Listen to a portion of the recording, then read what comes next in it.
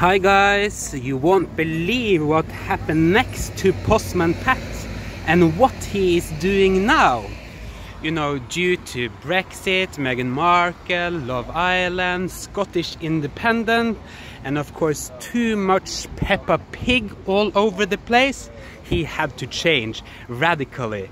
So now he has become a self-driving,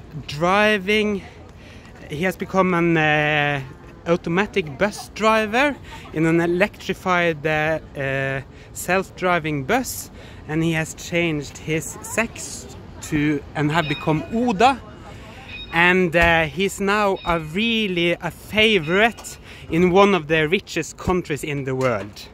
So great work, Pat. Okay, have a nice weekend guys, and remember to check out our YouTube channel in our bio and our Facebook page. See you, bye.